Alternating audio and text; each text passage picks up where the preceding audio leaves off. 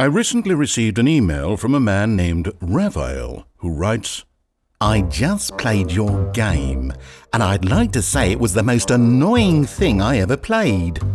It had its cool moments, but overall the experience was only of annoyance. The problem is that it does not touch the heart of people. It's a very emotionless game. Did you ask any girls to try out your game?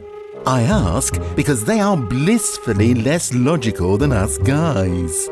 I am very logical myself, but also very emotional, so it was easy for me to find the game annoying.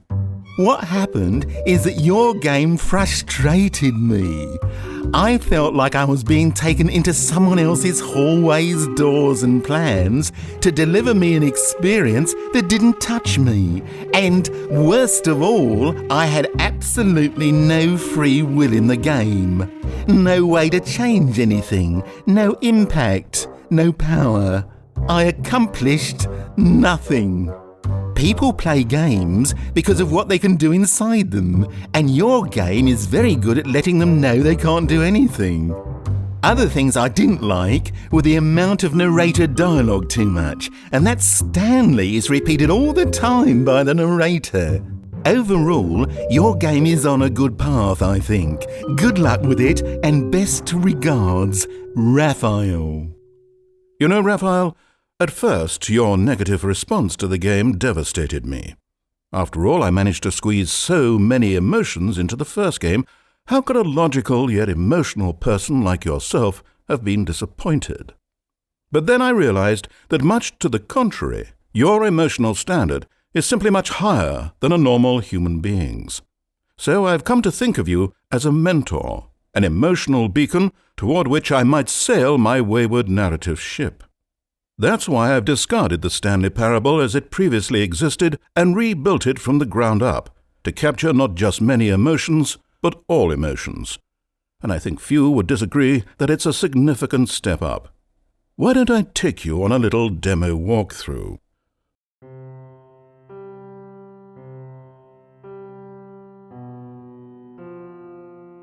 This is the story of a love samurai named Stanley. In this new version, you play the ghost of a dream of a memory of a cyborg warrior trying to find his dead wife inside a poem. The game's central feature, emotion booths. Stepping into any one of these booths will cause the player to actually feel that emotion. And these are just some of the hundreds of thousands of emotions you'll find in the final game. Whereas many video games are content to offer you a finite number of things to do, the Stanley Parable is breaking ground by allowing the player to do literally anything. Let's look at an example. In this scenario, the player has just infused a bicycle with the soul of his great-great-great-uncle Hermophrides.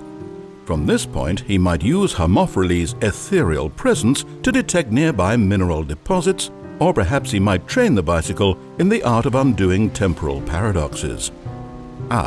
It seems that the player has chosen to use the haunted bicycle to deceive townsfolk as a part of his snake oil salesman ruse.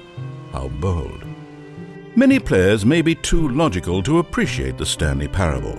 So in the options menu, you'll be able to adjust for your own personal play style. Try playing in Raphael mode for a real challenge. Already since the beginning of this video, rave reviews for the game have been pouring in. John Gamerson writes, "I've played thousands of hours and had my heart touched 176 times so far. It really hurts. How do you turn that off?" While a woman writes, "This place has shoes. I love shoes. Oh my God, shopping, shopping, shopping, shopping, shopping." Quests will be broken up into... It seems we've just encountered one of the game's anti-piracy measures. At random times, it will crash your computer and start deleting files, just in case you downloaded the game illegally. Well, I suppose this is as good a place as any to stop the demo. I hope I've given you something to look forward to, and I certainly hope we can continue to look to Raphael as a messiah for narrative progress. I'm upset that he was so annoyed by my first game, since it has always been my intention to become a person of respect, consideration, and unyielding empathy for others. But until I figure out how to do that, I think we should take some time here at the end of the video just to piss him off a bit. Stanley, Stanley, Stanley, Stanley, Stanley, Stanley, Stanley.